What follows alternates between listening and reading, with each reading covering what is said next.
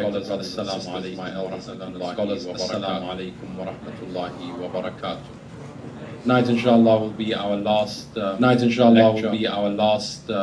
lecture of Imam Hussain Ali-Nashed. And I wanted to dedicate this to the legacy. What is of Imam Hussain? Why is it Karbala? How is it Karbala? How is it Karbala? How we as a people should take lessons and progress. Should take lessons in our daily lives. First and foremost, is a land in which those who came to Imam Hussain alayhi salam, whatever their existence was before Yawm Ashura was forgiven. It's not about what I was. It's not about what I was before. What can I be after Yawm Ashura? Hur alayhi salam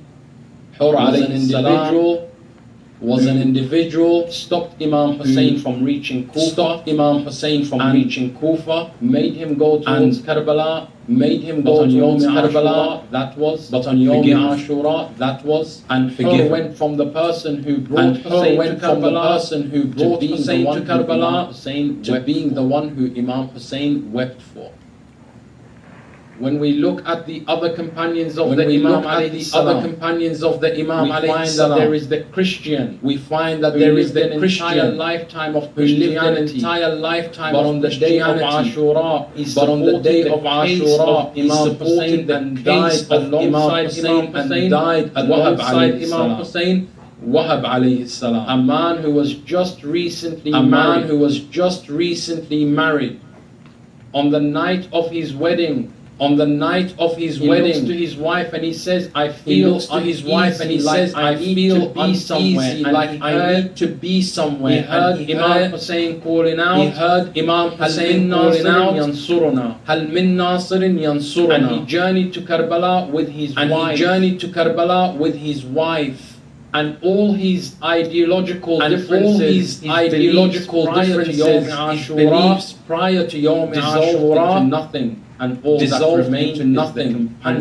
remained is the companion of Hussain. And therefore, for us as individuals, it's not a matter of looking at this person or that person and saying, yes, but she does, or they don't, but she does, or they don't do, or they were. That's all. When we come to the Majlis of Imam, we must only see supporters of Imam. We must recognize and identify with each other as Shia of Ahlul Bayt. I'll give you an example. What is the first condition of giving bay'ah to the Imam of your time? How many of us know to give what it means to have an oath of allegiance, to have an oath of allegiance with the Imam of Let us look at three incidents in which we can understand what is the meaning of saying this person is my Imam. Yawm Qadir. And up until Yawm Qadir, Rasulullah had an attitude with the people. Again, it is about the days which change your life. Qadir changed the whole playing field, about what it meant to be a Muslim, and more specifically what it meant to be a Shia of wilayati Ali ibn Abi Talib alayhi afdal salatu wassalam, sallu ala nabi.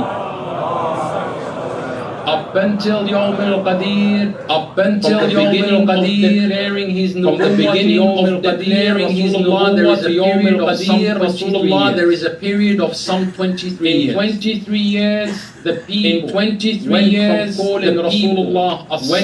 calling Rasulullah as-Sadiq al-Amin, a lunatic, a magician and a soothsayer. Did Rasulullah turn around and become angry with them? No. Because the people called him names? No. What did he say? Allahumma oh Allah, forgive my people. They don't know. Oh Allah, forgive my people. They don't know. There's something here, and due to the lack of knowledge, and due to the lack of knowledge, still available. Forgiveness from Allah is still available. They don't know something. What is that thing? They don't know something. What is that thing, Ya Rasulullah? We'll come to that. They come to Rasulullah and they pelt him with stones. They come to Rasulullah and they pelt him with stones. Until he, salawatullahi wa salamuhu alayhi, is walking in the streets and he's holding the drops of blood that he's holding the drops of blood that are falling from his holy face. And the people are like, Ya Rasulullah, why are you so concerned? And the people are like, Ya Rasulullah, why are you so concerned rather than holding the drops of blood the people, rather than retaliating against the people? He said, I am afraid that if my blood touches the ground, this ground will never give fruit again to the people, as a way of showing its anger that the blood of Rasulullah fell. That is true mercy to mankind. That is true. While someone is hurting you, you are only thinking. While someone is hurting you, you are only thinking. Then Jibreel descends and says. Then Jibreel.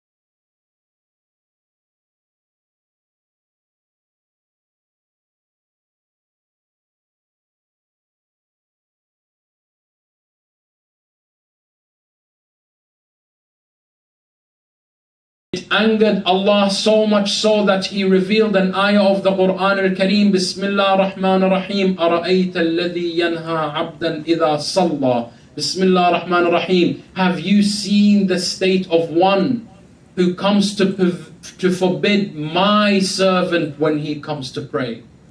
They want to interrupt the salah of Rasulullah, bring najasa to the salah of Rasulullah, but they did not know that Rasulullah is pure and purifies each and everything that comes into contact with. Again, did Rasulullah turn around and become angry? Allahumma ighfir liqawmi innahum la ya'lamun. But on Yawm al-Qadir, Allah says to the Prophet a message. Bismillah ar-Rahman ar-Rahim. O Messenger of God, reveal to the people that which has been inspired upon you. And if you do not deliver this message, then you have not delivered any message at all. Your whole 23 years will be wasted. Your Islam would be wasted. Ma ballaghta risala. You would have not delivered anything that I have entrusted to you. And do not be afraid of the consequences of the people.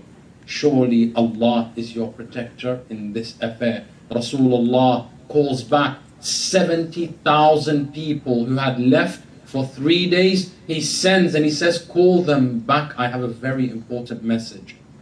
30,000 were with Rasulullah, 70,000 had already left. They come back, there's 100,000 people sitting in a watering place known as Ghadir Khum.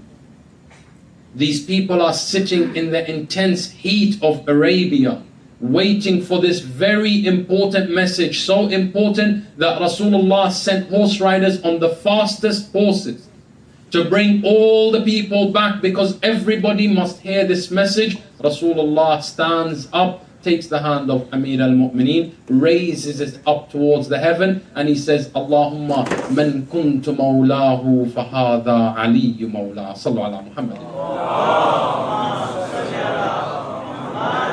Whomever I am his master, here is Ali, his master. Did Rasulullah turn around and say, oh Allah, if the people disobey me on this, forgive them, for they do not know? No.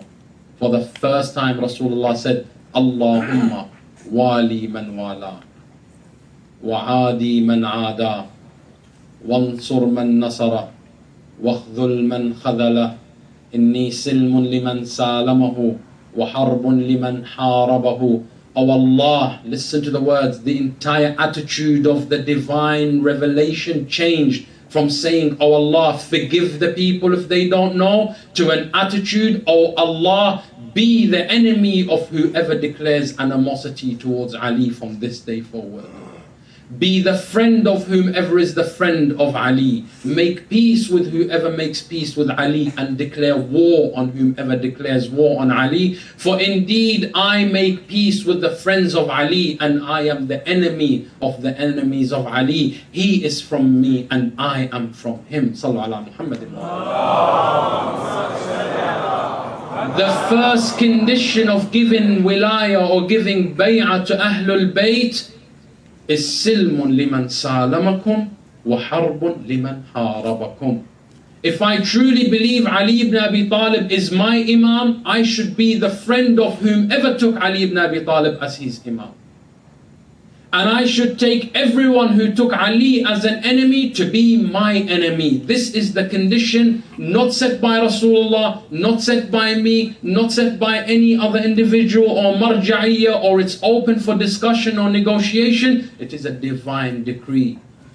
Bismillah ar-Rahman ar-Rahim. Tell the believing men and women, when Allah has taken an opinion and finalized it with His Prophet, there is no room for negotiation with the believers. Nobody has a say. And this is one of those things that Allah concluded. Man kuntu mawlahu fahadha aliyu mawla. Allahumma wali man wala. Be the friend of his friend. Wa'adi man aada. Be an enemy to his enemy. Wasilmun liman salamahu. Peace only if they make peace with Ali. Harbun liman harabahum. War if they make war with Ali. Salawat. The second Imam al-Hassan al-Mujtaba alayhi afdal as-salatu was-salam. When Amir al-Mu'mineen was assassinated, narrations say 10,000 people came to Imam Hassan and said, we will give you the oath of allegiance. We want to give you bay'ah. You will be our Imam. But we have two conditions on you. Imam said, what are the two conditions? They said the first condition is you must declare war on Muawiyah. Imam said, hold on. You're giving me conditions on your bay'ah. What, you think you're doing me a favor? Bismillah ar-Rahman ar-Rahim, and they come to you, O Rasulullah, saying, we are Muslims, as if they are doing you a favor by accepting Islam. Say, no, the favor is from Allah upon you, for He guided you to a righteous way. Don't talk to me like you're doing me favors. Allah is doing you a favor. Don't tell me I'm giving you an oath of allegiance, Imam, so now you owe me. No, you owe him the oath of allegiance to begin with. He doesn't owe you nothing. Zilch. Zero, nada. So they came to Imam Hassan saying, we are going to bring you 10,000 people to vote for you. 10,000 people to be in your sangha. 10,000 people to sit in your wahwah majlis. 10,000 people to walk in the street in your julus. Imam said, I don't need none of that. If they're coming for Allah, not for me. I don't need you. You come because Allah commanded you to come. Not because you're going to do me a favor or I'm going to do you a favor. They said, you must declare war on Muawiyah. Imam said, if I declare war or if I make peace with Muawiyah, it's because Allah wants it, not because you want it. By Allah, this is not the shart, this is not the condition of bay'ah which was taught to me by Rasulullah. They said, oh son of Rasulullah, so what is the condition of bay'ah? He said, the first condition of bay'ah is that you must make peace with whomever makes peace with me and whomever I make peace with, and you only declare war on the one I declare war with. Sayyid al-Shuhada Abi Abdullah al-Hussain alayhi salamullah in Karbala. In every ziyarah of Imam Hussain, there is the following line. Before we say that, can we just have all the brothers please rise and move forward in honor of Imam Hussain? Sallu ala Muhammadin wa ali Muhammad.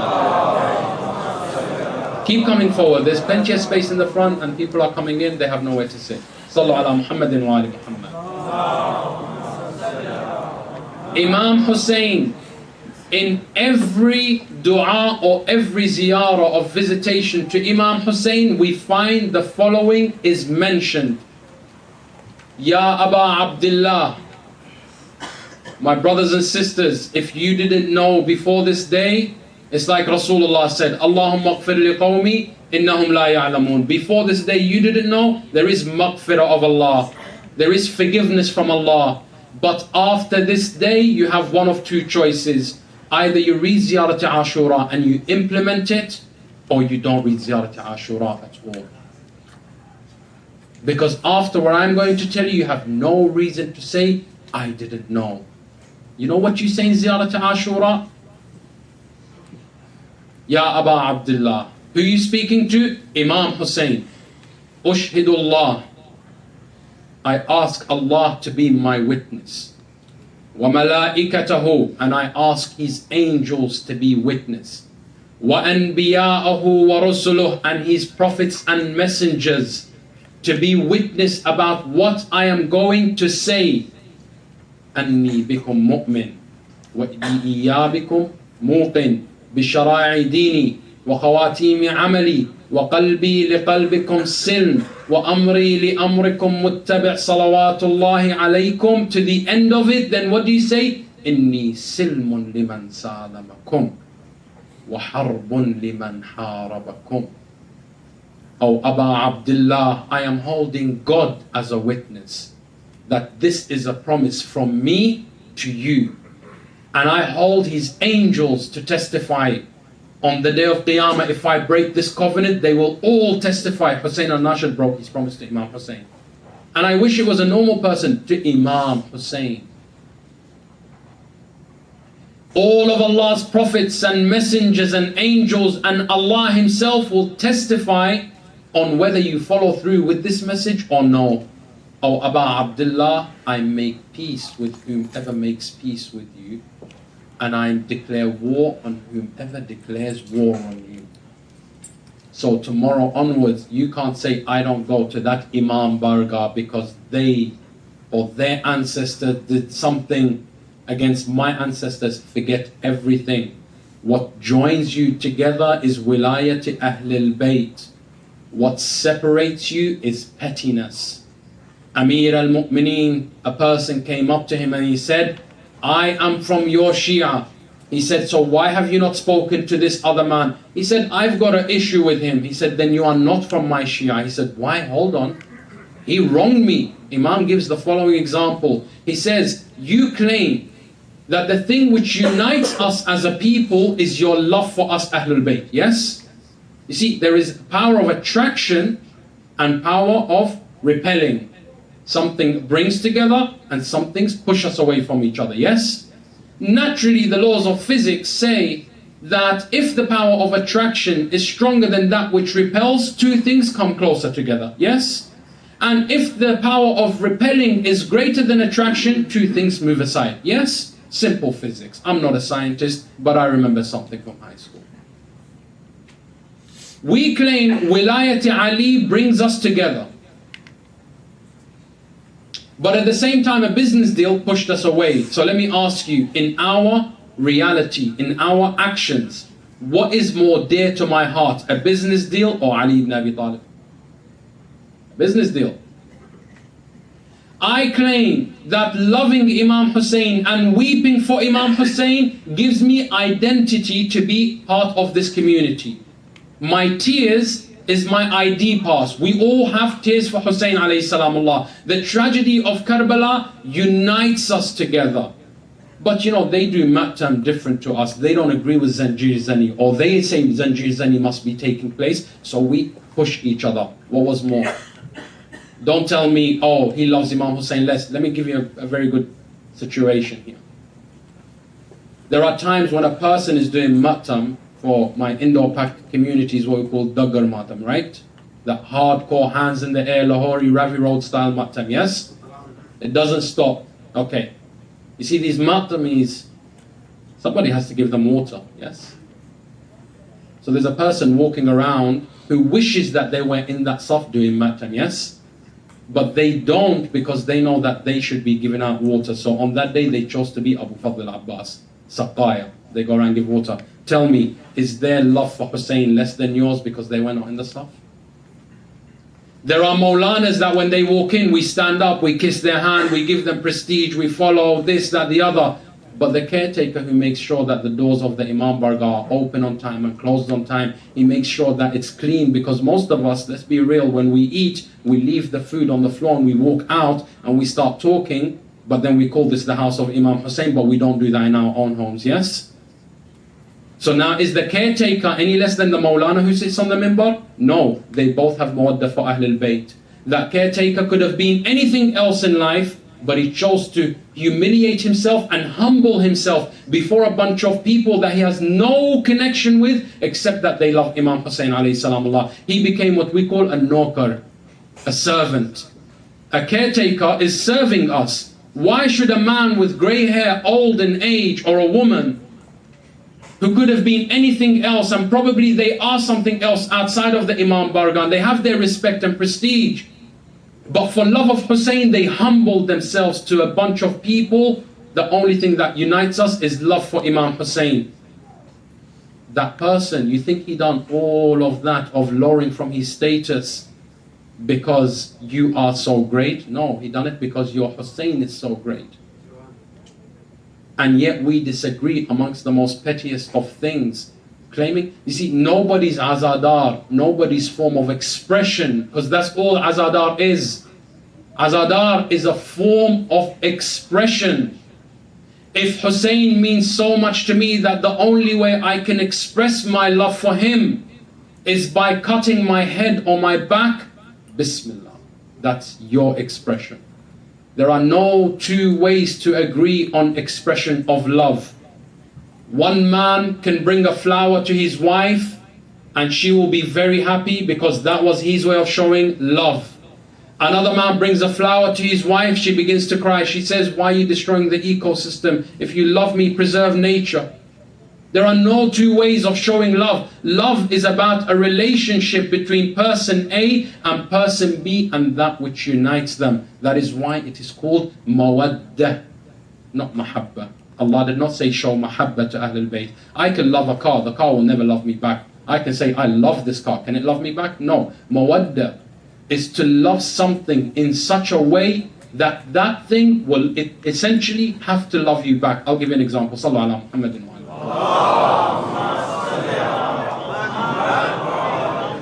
There are times when, for example, someone takes your fancy in life, wife to be, wherever.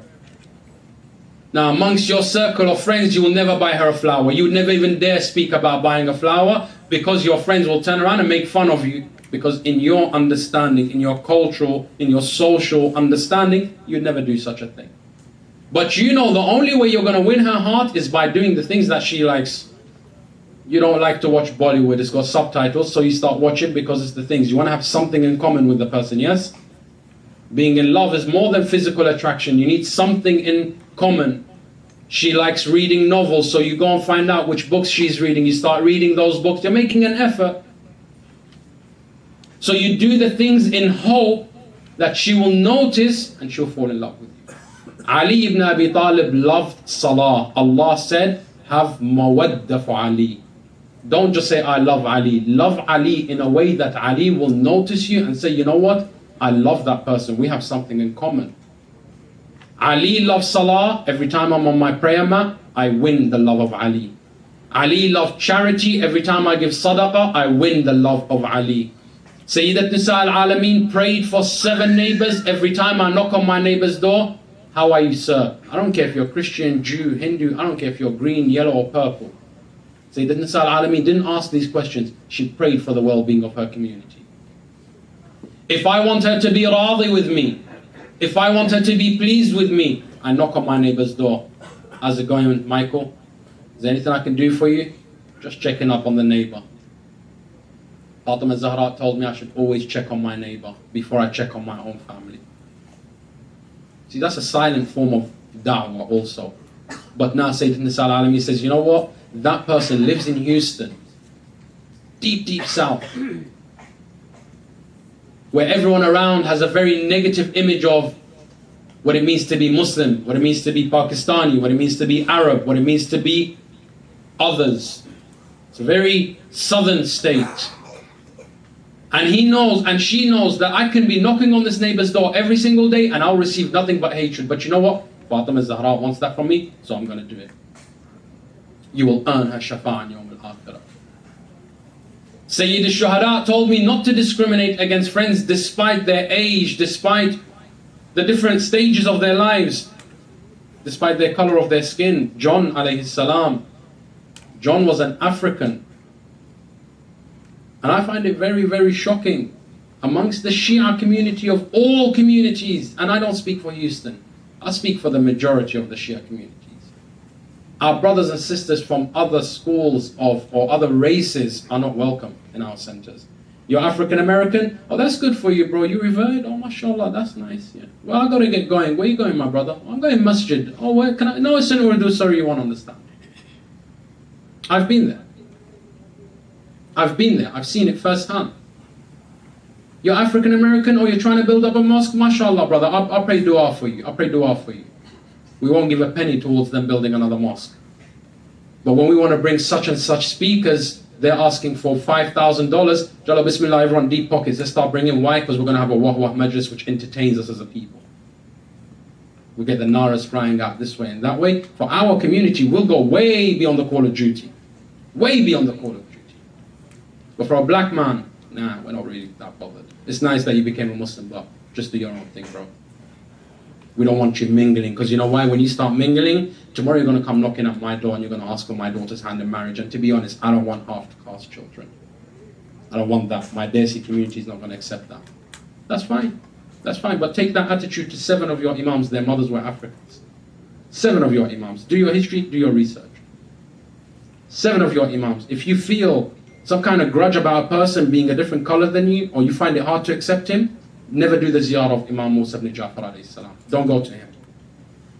Don't go to him. Because you don't really like black people that way. You don't like black people? Never talk about Bilal. You don't like black people? Don't go to Karbala, because buried right next to the feet of Imam Hussain is a black man by the name of John. Where do we get all these subcultures? All of a sudden they become the overruling ideology in our interactions in life. Our identity is Hussein. Whatever Hussein wants, we should give him. Because we didn't even ask him and he gave 72 of the best of Allah's creation in Karbala. John comes to Imam Hussain alayhi salamullah. John was very old. He was a slave. Imam Ali bought him and freed him. But John said, Imam, what good is freedom if I lose you? You're giving me freedom, but what kind of freedom is that? I want to be the slave of Ali ibn Abi Talib. I hear that it's the best status to serve Ahlul Bayt. And now you want to deny me that? You bought me so that you can deny me? Imam Ali says, no, I'm not going to deny you. If you want to stay, Qareeb, welcome. This is your house. And he served Ahlul Bayt alayhim salamullah. And Amir al-Mu'mineen passes away and he remains with Imam Hassan loyal. And Imam Hassan passes away and he remains with Imam Hussain, and he comes to Karbala, and Yawm Ashura he approaches Imam Hussain alayhi salamullah. He says, Aba Abdullah, can a slave ask a master for something? Imam Hussain says, John, you've never been a slave in our house. He says, I know, but just consider me a slave. Can I ask something from my master for the time of service that I've given you? He said, yeah, Bismillah. He said, can I die for you? Can I go out and die for you? Imam Hussain says, no, John, you've done enough. You've served this family long enough with loyalty. Take my horse, Dhul Janah, and leave. John begins to cry. He says, Yabna Zahra, is it because I'm black that you're telling me to go away? The doors of Jannah are right here in Karbala. I'm moments away from an eternity in paradise, and you tell me to leave? Is it because I'm black? Imam Hussain alayhi salamullah begins to cry. He says, John, you hurt my heart for the first time. You think Hussein discriminates against your color?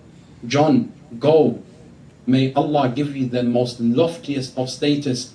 John alayhi salamullah walks out saying, I may be a slave, but at least I know who my master is. I might be black of face, I might be a slave, but at least I know who my master is. I never neglected that duty. When John alayhi salam Allah dies, look at the dua of Imam Hussain alayhi salam Allah. He said, "Oh Allah, John, it grieves me, Hussain ibn Ali, that this man, up until today, I wasn't aware that the color of his skin was a problem for him. Because he always had it in his subconscious that all these people might be Muslims, but they don't see me as a Muslim. They always see black first. Oh Allah, the darkness of his complexion bothered him. So make his face in Jannah the face of one who people are bothered if they don't see him. Make him that loved in Jannah." The narration says that at that moment Karbala was full of a fragrance never smelt on earth before. The people started saying, "Where is this fragrance coming from?" Imam Hussain alayhi salam Allah said, "By Allah, it is the fragrance from the blood of John. For now he has entered the most loftiest of places in Jannah." If my Imam never discriminated against black people, why should I discriminate against black people? If my Imam did not discriminate against the Turkish, in those days Turks were also slaves. There was a young boy at the age of 12. He was an orphan. So Imam Hussain alayhi salam Allah, when he found that he was an orphan who had been bought into slavery, Imam bought him and said, "I can free you or I can raise you. It's up to you." He said, "Aba Abdullah, I want to grow in your love and care." For whatever time he spent with Imam Hussain, Yawm Ashura, he is killed. In his final moments, Imam Hussain came to him, bi abi wa ummi. Look at the generosity of Aba Abdullah. He came to this boy who had never seen his father. Imam Hussain, when Ali al-Akbar passed away, it was so difficult to say farewell to his son. So what did he do? He placed his cheek on the cheek of Ali al-Akbar. When he came to the Turkish boy, Imam Hussain put his cheek on the cheek of the Turkish boy. The Turkish boy began to cry. He said, "Man mithli wa khaddu ibn az-Zahra ala khaddi." Who is like me in this world? The cheek of the son of Zahra is on my cheek. That's the closest anyone can be to Hussain. Who is like me that Hussain did not differentiate between his Ali al-Akbar and a Turkish boy? We can't discriminate as a Shia people. We talk so much about interfaith and intrafaith, and let's unite with the Christians, and let's unite with the Jews, and let's unite with the Sunnis. Habibi, unite with your own people first, please.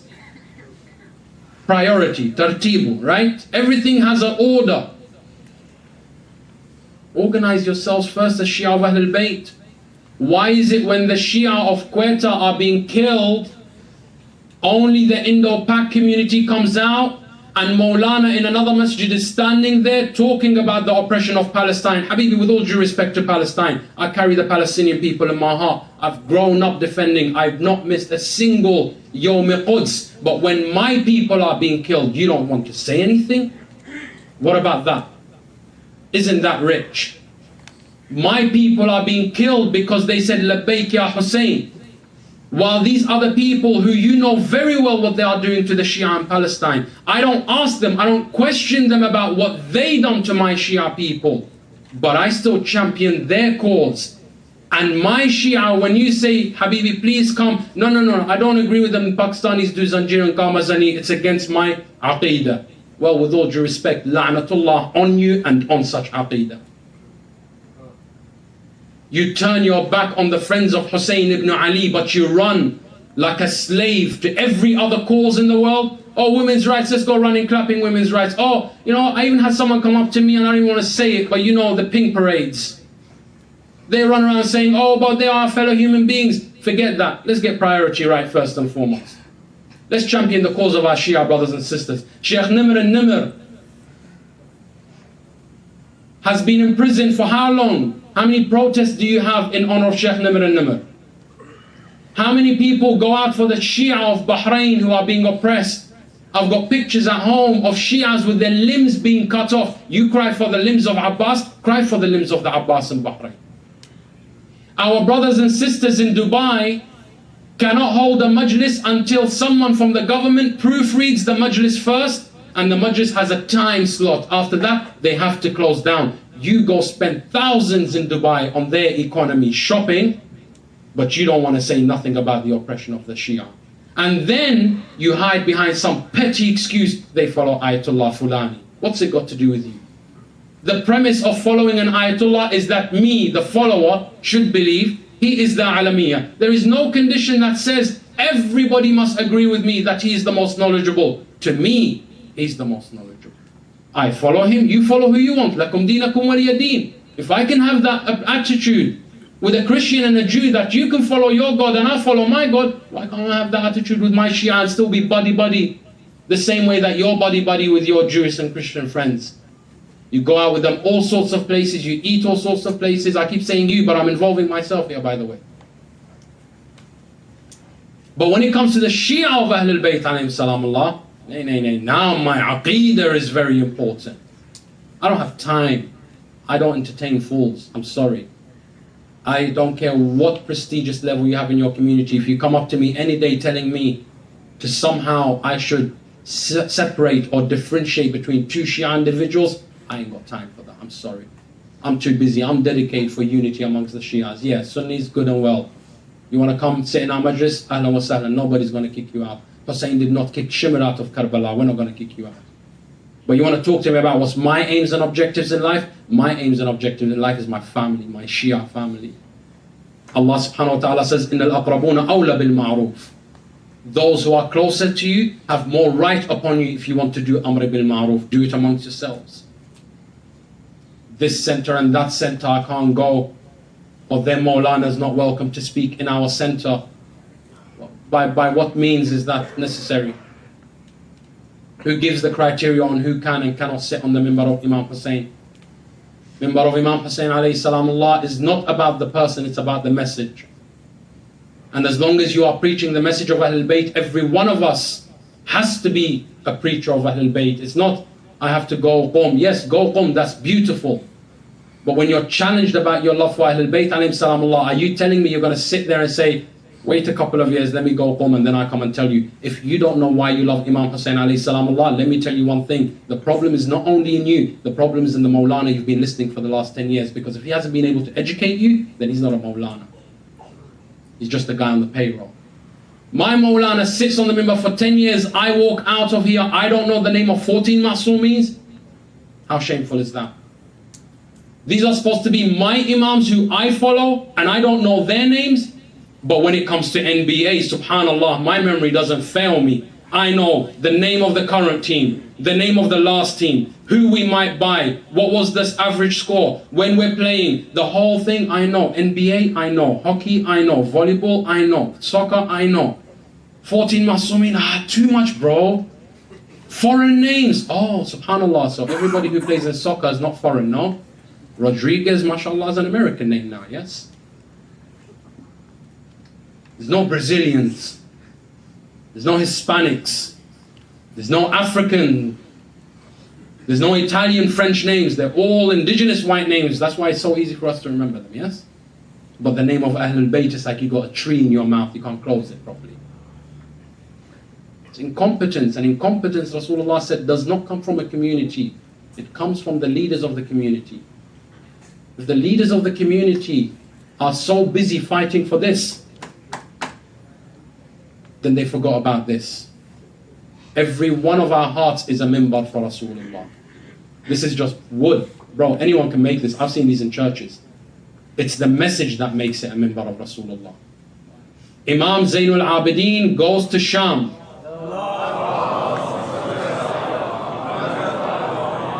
And that La'in ibn La'in Yazid had a very high mimbar. At least he called it a mimbar, yes? Listen to the specific words of Imam alayhi salamullah. He says, Ya Yazid, أَتَأْذَنُ لِي أَنْ أَصْعَدُ هَذِهِ الْأَعْوَانِ. What did he say? Yazid, do you mind if I climb these steps? He didn't say, do you mind if I climb this mimbar? He didn't call it a mimbar. He called it steps. Because that's all it is when it is failing in the message of Rasulullah. Every one of us, Imam Ja'far Sadiq says, every heart,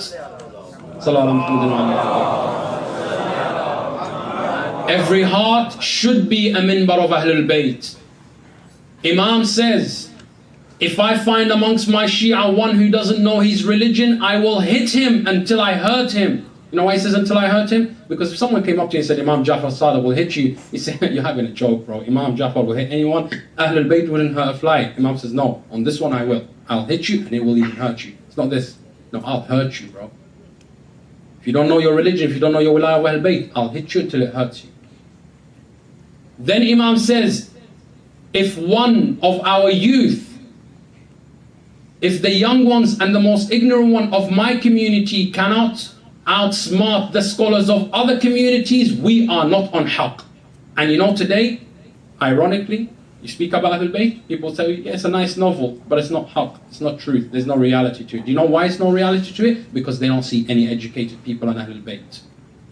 If we truly knew the lives of Ahlul Bayt, if we truly knew the stories of Ahlul Bayt, the beauty of Ahlul Bayt, if we dedicate that much time, the same energy in which we do, talking about Fulan and this and that and this group and that group, if we spent more time talking about Ali ibn Abi Talib, we would be able to silence everyone, and they'll walk away and say, you know what, these people really have a point. I mean, only Ali can say that. I've never heard that come from anyone else. But we don't know. Because we spend more time fighting about which marja'iyya is better. You see, a marja'iyya is not the end of the story. The marja'iyya is his purpose. It's called marja'iyya. Do you know what marja' means? A point of reference. A person, ruju', the one who you go back to. Okay, I'm going back to him about what? I have an issue, so therefore I'm going back to him. I'm going back to him about what? I'm going back to him on how I can get to Ali. Ali is the bar which I'm trying to reach, not Ayatollah Fulani. Thousands of Ayatollahs came and went, but Ali is still Ali. He's still our number one. And Ali is not the ultimate end. Ali takes me to Rasulullah. And Rasulullah is not an ultimate end. And Rasulullah takes me to Allah. So don't get caught in pettiness. You're looking through a microscope and you should take a step back. See the whole picture. Understand where you fit in the puzzle. Spend more time being Shia of Ahlul Bayt. Spend more time showing love and affection for Ahlul Bayt alayhim salamullah. And I'll come to my following point. Salawat ala Muhammadin wa alayhi. It is sad. There is so much to discuss, but time is never enough. We can spend a lifetime talking about Ahlul Bayt and it will never be enough. It is so sad that there is no sense of community. You know, I had 3 people ask me about Houston. They said, how do you feel about Houston? I said, it's a beautiful place with beautiful people, but it lacks community. I can tell you from the people that I spoke here, there are faces that you see now, you won't see them until next Muharram. You just won't see them until next Muharram. You don't know what we do for a living. You don't even know which neighborhood we live in. Chances are we live in the same block, but we just never bother talking with each other. There needs to be brotherhood. There needs to be sisterhood. There needs to be respect to our parents and our elders. I find it so ironic that when I was growing up, if I went outside and I played, 6 uncles would slap me back inside. And my dad would kiss each and every one of their hands and say, Jazakumullah, thank you for bringing my son to sit in the majlis. This day and age, no, it's the other way around. You see a child playing outside, you say, son, do you mind going inside? The dad comes up, hey, how dare you tell my son what to do? I'm not taking him to a nightclub, I'm bringing him to Majlis of Abu Abdullah. The fact that I told him is because I have care for my community, I'm compassionate for him. We're a religion of community. You know what this leads to? This leads to situations where tomorrow when your daughter gets divorced, you're running around asking people to intervene. Everyone will say, it's not my fault, bro, I really can't get involved. You see, back home, I talk back home, right? By the way, I grew up in London 23 years of my life. I'm not a back home kid. I left back home when I was 7. I've only ever been there twice. And the rest of the times, I've only been to Imam Hussain and Imam Ali ziyarah. That's it. I've not met family, nothing. I don't even communicate on phone. So when we see each other because it's just, there's nothing really to share. They live in one part of the world, we live in another part of the world. I'm talking cousins. Grandma, aunties, yeah, we talk. But cousins like, yeah, salam, you know, we had the same conversation. How are you? Alhamdulillah, how's everything? School? Okay, yalla, fi aman Allah. Because you need social interaction, you need to be there. Right, okay. But I'm back home for the following reason. Right? Because my dad raised us back home style. My dad raised us that you're answerable to a community. You're answerable to uncles and aunties. Okay? If tomorrow I want to divorce someone's daughter, I have to think about everyone in this community. What will they say? What will they say? What's my name going to be in that community? Because see, if I can divorce somebody else's daughter tomorrow, I'm going to come propose to your daughter, you're going to be, no, thank you. Why? So you can take my daughter and divorce her as well? You've already done that before. Two people have a fight. Who's going to intervene? If you've got no respect for uncles and aunts, if you've got no respect for white hair, and an elderly uncle comes up to you and says, son, you know, I think you two, I know you have big issues. For me, not for anybody else. For me, as your uncle. As a person who sits in the same majlis as you, for me. Let it go, bro. Drop it. Are you telling me right now, if any uncle here from the elderly lot went up to some youth and said, drop it because I'm asking you, you think anyone would listen? I'd love to believe so, but I've seen some things over the last few nights that make me think otherwise. We need to grow up back home style. And by back home style, I don't mean we all need to run around with funny accents, no. We need to grow up with back home principles, back home values. Because you know where back home values came from? You think the Hindus and the Sikhs had these values? No. Our back home values are the values of Hussain ibn Ali. Don't let people say to you, this is back home mentality. Back home, in inverted comma, is true Islamic principles. How is it that a man in Iraq and a man in Pakistan share the same cultural values when they are in two different parts of the world, but the Hindu in India and the Christian living in Iraq don't share those two values? What is it about those things that makes us united? Is it because we are in the same locality? No, it's because we follow the same Ahlul Bayt. Ahlul Bayt teach us akhlaq. Ahlul Bayt teach us respect. Ahlul Bayt teach us principles. This day and age, we grow up with Scarface and Godfather and God knows who else, that the moment someone insults me, you have to retaliate and respond right away, because if you don't, it's shameful amongst your community. Allah, tell me, who's this community? A bunch of kids who are drunk and on drugs, they don't even remember your name 2 months after you leave school. Because once you leave high school, you both go to different universities, they won't remember you. But these are the people who you must keep your akhlaq up in front of. Yo, I can't let that happen, bro. He swore on my mom. And then what? Imam Sajjad, a person comes up to him, he says, this and this of your mother. He swears at Imam Sajjad in a public market. Imam Sajjad doesn't say nothing. He stays quiet.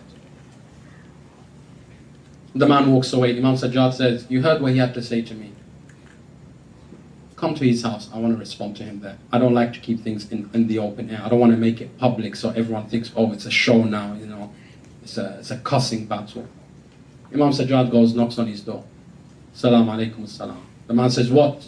It wasn't enough what I said to you there? You want some more? That way you come into my house? Imam Sajjad said, no. He said, if what you said about my mother is true, may Allah forgive her. And if you said about my mother a lie, may Allah forgive you, for I have already forgiven you. The man falls onto the feet of Imam Sajjad. He begins to kiss them. He says, may my life be ransom for you. I heard that the true Ahlul Bayt and their followers have the best of akhlaq. I wanted to test you out. Surely innaka tayyib ibn tayyib. Indeed, you are the good son of the good. Now someone will turn around and say, oh, but he's Imam, I can't do that. Okay, fine, let me give you another example. Malik al-Ashtar, hands up if you know that name. Good, alhamdulillah. I'm guessing Sayyid Ammar is doing his work already. Malik al-Ashtar. One day, who is Malik al-Ashtar? He was the general of Imam Ali's army, 30,000 strong or to 35,000 strong. The second largest and most powerful army in the whole Muslim world. Malik al-Ashtar is the guy in command. He is only answerable to Amir al-Mu'mineen. He's walking in the streets of Kufa, dressed very simple, very humble, looks like a mu'min, head down, piety. So one guy, you know, he's just like a mischief maker, should we say. He's like, look at this guy. Thinks he's all godlike. Thinks he's pious. Let me show him what time of the day it is. Picks up a rotten tomato. Throws it at Malik. Malik wipes it from his cloth. And he walks into the masjid. Now notice the fact that Malik walks into the masjid alone further lets us know it's not salah time, because nobody else is going in. Everybody comes up to this guy, they're like, وَيْحَكَ ثَكَلَتْكَ أُمَّكَ, woe be unto you, may your mother mourn you in your funeral. You're a dead man. He said, well, why am I a dead man? Who's he? What's he going to do? They said, that's the general of Ali ibn Abi Talib's army. This guy begins to tremble like an autumn leaf. He waits outside the masjid. As soon as Malik comes out, drops to his knees, please forgive me, please forgive me. Malik says, stand up. I'm not a god, stand up. Allah is my witness, the only reason I went into this masjid is to offer 2 units of praise that Allah may forgive you because you don't know what you're doing. The student of Ali ibn Abi Talib, when he's insulted, he prays that Allah forgives the one who insulted him because they probably don't know something about him. He doesn't see himself as a big thing, he sees himself as a small thing. This guy begins to tremble. He says, Malik? Now notice one thing over here. Malik is from Kufa. Your own hometown, and the people don't know that you're the general of the Imam. Do you know what that means? That means Malik wasn't updating his Facebook status. Yeah, bro. General of the army, bro. He wasn't going around bragging, oh, I am the Salar, you have to respect me. My word goes, your word is nothing. I own this Imam Barqa. I am the resident Maulana, or I am this, or I am that. This is my Sangat, this is my Julus. I have the license. Malik didn't say none of that. And by the way, I'm not saying all these issues pertain to here. I'm just trying to get everyone to think in a global way about the issues that are happening in Shia communities. I am this, I am that. You must respect me. And if you don't respect me, get out of here. Go find another place. Build a Imam Barqa 2 steps away from my one. I don't really mind. Because alhamdulillah, there's so many Shias that we need more space. We're already divided as it is. Our resources are already few as it is. And we just keep splitting and splitting and splitting. While our enemies, albeit that they are few in this number, few in that number, few in that number, they join ranks and they become a giant, and we can't do anything. Karbala was never about unity amongst people. If you look at the camp of Imam Hussain, he split it into 3. Hussain split his camp into 3. It's not that the camp was divided. He split the camp into 3. So it doesn't mean that you and I must be on the same page on everything. No, we can be different. We can be from the Ansar, we can be from the Muhajirin, we can be from Bani Hashim, we can be from Ahlul Bayt, we can be nobodies. But when our cause is one, then it really shouldn't matter about these other things. Because what matters is now, what are we doing right now to further this cause? Some of the people in Karbala, the 72, had not mingled with each other until Karbala. The people who left from Medina with Imam Hussain didn't know the people in Mecca. They met in Mecca and they joined. And the people from Mecca didn't know the people from Kufa who joined them. Half the army of Imam Hussain had not met Hur. But once the cause becomes one objective and we have a common goal, then really let's put all our resources and time and utilize our resources so that we can further that cause. Why do you think Imam Hussain was separating? He had 40,000 when he left Medina. 40,000. Imam Hussain kept saying, I don't think you really should come with me. You're not of the kind of people that I want. 40,000, and Imam Hussain on the day of Ashura is saying, is there anyone to help me? But Imam, you had 40,000, what happened? Why did you turn them away? 40,000, and now you tell them to go away, but now you're asking for help? Do you know what that tells you? Imam Hussain saying, I'm looking for a certain type of people. I'm looking for a certain type of people who when they come for Azza al-Hussain, they want nothing in return. Even if there is no Jannah in the Akhirah, they will still do Matam Imam Hussain. That's the attitude of the companions of Imam Hussain on a night like this. When Imam Hussain dims out the light, Zuhair ibn Qayn says, Ya Aba Abdullah, even if there is no Jannah, and even if there is only Jahannam, there's nothing, there's only hellfire, there's no good to come from this, I'm ready to die for you, O Aba Abdullah. Let us dim out the lights as we turn our hearts and minds and souls to Karbala and learn some lessons from therein which we can hope that they will serve as an aspiration for us. All the lights please at the back. That they will serve as an aspiration for us on how we can reform ourselves going forward, inshaAllah, from this Muharram until next Muharram. Rasulullah says, I pity the one whose 2 days are the same. He hasn't excelled in faith. But I pity more the one whose yesterday was better than today. We're supposed to progress, towards good, towards better. On this night, Abu Abdullah al-Hussain alayhi salam, his companions spent this night in worship. And the women and children spent the night bidding farewell to the men in their life. At one point the narration says Imam Hussain alayhi salam left the tents and began to walk around the Maidan. One of his companions began to follow him, fearing that maybe Imam Hussain might be attacked by the enemy. He saw Imam Hussain stop at one place and offer 2 units of prayers. Then he saw Imam Hussain move to another place and offer 2 units of prayers. Then he saw Imam Hussain go to another place and offer 2 units of prayers. Then he noticed Imam Hussain on the way to these places, between this and that, he would pick some things up from the ground. So he came to Imam Hussain alayhi salam. He said, "May my parents be ransomed for you, Yabna Rasulullah. What are you doing? I'm not understanding." He says, "Oh Burayr, you've been following me?" He says, "Yes." He says, "How long have you been following me?" He says, "Since the first rakat." He says, "I'm confused. Why are you praying in these places and why are you picking things up?" He said to him, what I'm picking up is thorns. The desert sometimes has thorns. He said, "I'm picking up the thorns." He said, "Imam, and why are you picking up the thorns?" He said, "Tomorrow after I am shaheed and all of you are killed, they will burn the tents. And my daughters will have to run out of the tents in such a rush that they will not even have time to put on their shoes. I don't want them to step on these thorns." The compassionate Hussain ibn Ali, He says, "Imam, what about the places where you do your sujood? What is the place there for?" Imam Hussain says, "That is for the first place, that is where you will fall and you will be shaheed. So I thanked Allah for giving me you." Imam Hussain done 2 rakat for every companion that he had. Leave today as a companion, Hussain ibn Ali will pray to thank Allah for giving you to him. You're very important. Don't waste your life, my brothers and sisters. Imam Hussain is offering 2 prayers for each and every single one of them. But then he came to a place where Imam Hussain came to offer his prayers. This was the furthest place from the Mukhayyam of Abu Abdullah al-Hussain alayhi salam.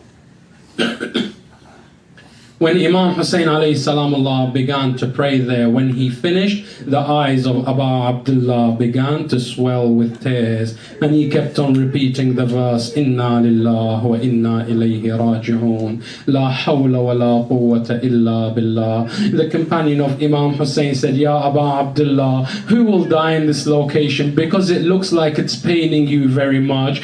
He looked at him and he said, "My 6-month-old infant will die here."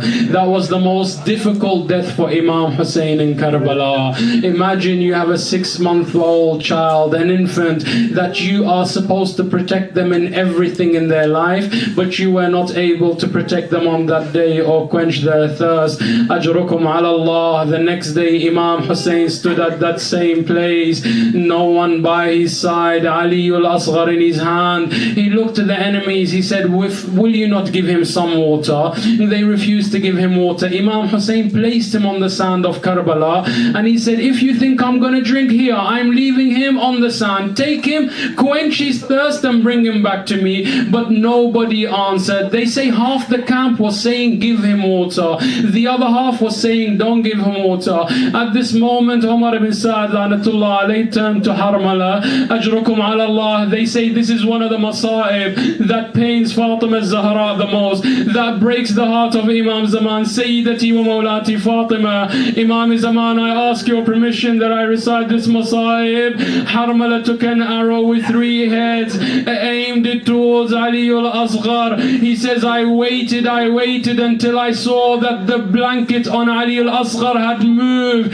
Then I saw his neck, white like a pearl. Ajrukum ala Allah. If you ever had a child and you held a child, you'd know the pain of Hussain. He let that arrow fly. It hit Ali al-Asghar in the neck. It planted him on the chest of Abu Abdullah. 7 times Hussain walked up and down saying, "Inna lillahi wa inna ilayhi raji'un." How will he face the mother of Asghar? What will he say to her? I wish that this would have been the end, but But Imam Hussain only buried one person in Karbala. He only dug up one grave in Karbala. He dug a grave for his Ali al-Asghar. Behind he stands. Sakina alayhi salam came. She said, Baba Abu Abdullah, why are you burying him here? He said, Sukaina, after we all die, they're going to cut off our heads. And I don't want them to mutilate the body of my child. Ajrukum ala Allah. When they were counting the heads of the shuhada, they noticed one was missing. So Umar ibn Sa'd commanded them, take out your spears and start hitting them into the ground until you find the body. Ya Zahra, one of them pulled out a spear. On the bottom of the spear was Ali al-Asghar. Problem after problem for Hussein. But I take you to when Imam Sajjad came to bury Abu Abdullah.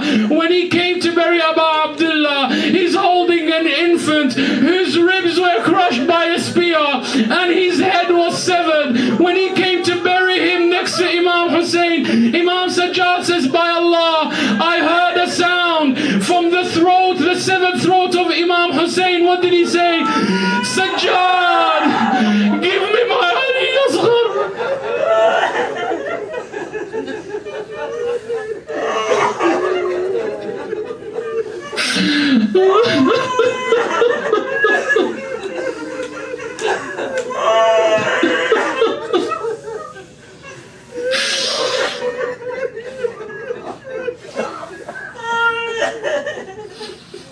لا حول ولا قوة إلا بالله العلي العظيم إنا لله وإنا إليه راجعون لا لعنة الله على القوم الظالمين وسيعلم الذين ظلموا آل محمد أي منقلب سينقلبون إلهي وسيدي ومولاي. We pray to you to make unity an integral part of our everyday, Ya Allah. Make mawadda between the Shia of Ahlul Bayt alayhi salamullah the most important thing, Ya Allah, Ya Allah, Ya Allah, Ya Allah. Make us overlook these differences. Make us blind to our indifferences. Make us united so that when Imam al-Zaman Ajalallah Ta'ala Faraj al-Sharif comes out, he doesn't have to try to unite us, for he will already find us one hand, one heart, one word, one deed, one action. So when Imam gives one command, we can all together say to him, Labbaik Ya Imam, Ilahi al-Haqq Ya Ameen. Let us remember the marhumeen of the mu'mineen and the mu'minat. Before we do that, especially since it's the night of Ali al-Asghar alayhi salamullah, I've been asked to ask the mu'mineen and the mu'minat alayhi salamullah, one of our first acts of unity is dua for each other. There are two infants who are just born, twins, born prematurely, Isa and Musa. We pray to Allah subhanahu wa ta'ala that with the dua of the mu'mineen and the mu'minat, with the wasila of Ali al-Asghar, with the shafa of Abu Abdullah Hussain, that Allah may bring them to the best of health and the best of faith. May they grow strong mu'mineen, inshaAllah, ready to answer the calls of their Imam. Let us recite together 5 times, أَمَّنْ يُجِيبُ الْمُضْطَرَّ إِذَا دَعَاهُ وَيَكْشِفُ السُّوءَ, with loud voices so our voices reach Karbala. Bismillah ar-Rahman ar-Rahim. أَمَّنْ يُجِيبُ الْمُضْطَرَّ إِذَا دَعَاهُ وَيَكْشِفُ السُّوءَ.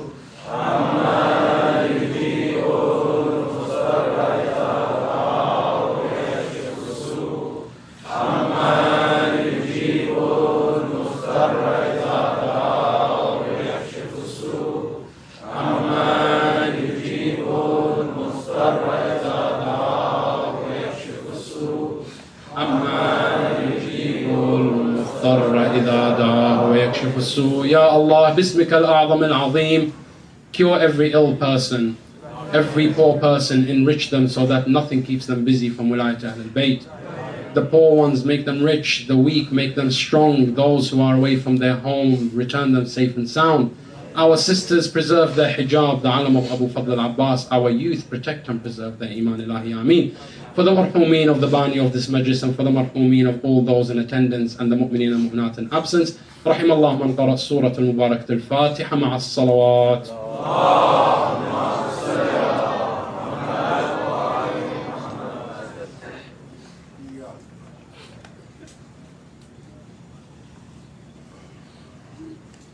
Brothers and sisters, once again I would like to request everyone to please participate by helping us out. We have so many people over here. We would just like for all of you to pledge a little bit at a time so we can meet our expenses. just from here, if like 100 people pledge $100, it'll meet all the expenses for at least the Muharram, maybe not Safar, but at least for now. We have Sheikh Hilli coming in the first weekend of November. We have Sayyid Amar coming later on. We have another Sheikh Abbas Razavi. He will be visiting Houston for the first time, inshallah. So we have some really good speakers lined up, and we can't do this without your help. We won't waste any time because we have to start Urdu. I won't go do a proper, fundraising and stuff like that right now. But just ask you to say labak ya Hussain, and the way you can help us right now is just 200, 300, 100, whatever you can do. We are so many, we don't have to pledge big amounts. But if you can please come forward and help us out, and we can issue you a receipt for your tax deductions as well. There's a little bit confusion about the programs for Ashur for tomorrow and on Sunday. Sheikh will be here tomorrow and he will help lead the Amal. It will be around 10:30 tomorrow, and 10:30 to Zuhr, and right after Zuhr we will have a Majlis. Sheikh will speak, and then right after him there will be an Urdu Majlis. So it will be one Majlis, so we ask you to remain seated for the Urdu part as well. It will be short Masail. After that we'll be serving lunch over here. Same thing at night, right after Maghrib. Right after Maghrib, Sheikh Nashed will speak, and then there will be an Urdu Majlis right after that. So please do come for those two Majalis. Sunday we don't have a speech per se because we want to give you a chance to have a conversation with the Sheikh. So from 6 to 9 we will have a Q&A session and a discussion session. We will of course break for prayers in the middle. So please note this, and inshallah we will try to see as many as you as possible tomorrow morning at 10:30 for the Amal. Thank you. Mutawajjih ziyarah. السلام عليك يا رسول الله، السلام عليك يا حبيب الله، السلام عليك يا خاتم النبيين، السلام عليك يا سيد المرسلين، السلام عليك وعلى أهل بيتك الطيبين الطاهرين، السلام على خديجة الكبرى أم المؤمنين، السلام على فاطمة الزهراء سيدة نساء العالمين، السلام على علي المرتضى أمير المؤمنين، السلام على الحسن المجتبى صاحب حوض رسول الله يوم الدين، السلام عليك يا أبا عبد الله وعلى الأئمة من ولدك التسعة المعصومين، السلام عليك وعلى الأرواح التي حلت بفنائك وأناخت برحلك، عليكم مني جميعا سلام الله أبدا ما بقيت وبقي الليل والنهار، ولا جعله الله آخر العهد مني لزيارتكم. Everyone. السلام على الحسين وعلى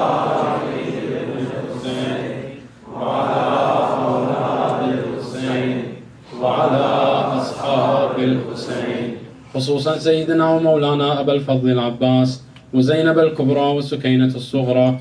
السلام عليكم جميعا يا شهداء كربلاء وسبايا كربلاء ورحمة الله وبركاته.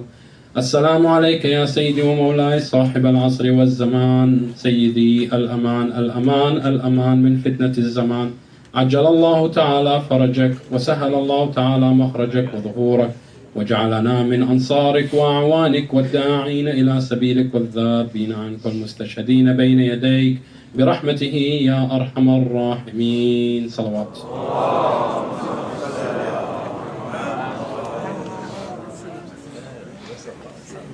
The Urdu Majlis is about to start, so if you'd like to participate in that, please have a seat. We will start in the next 5 to 10 minutes.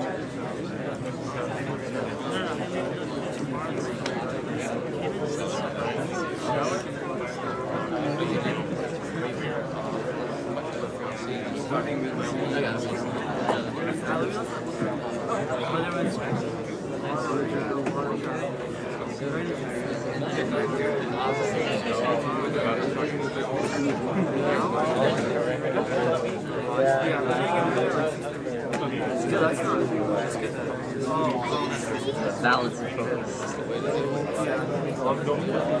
I heard that. Congratulations. It's always a blessing.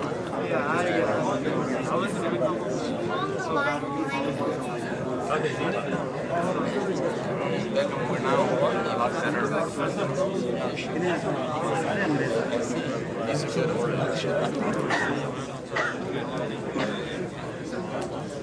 good.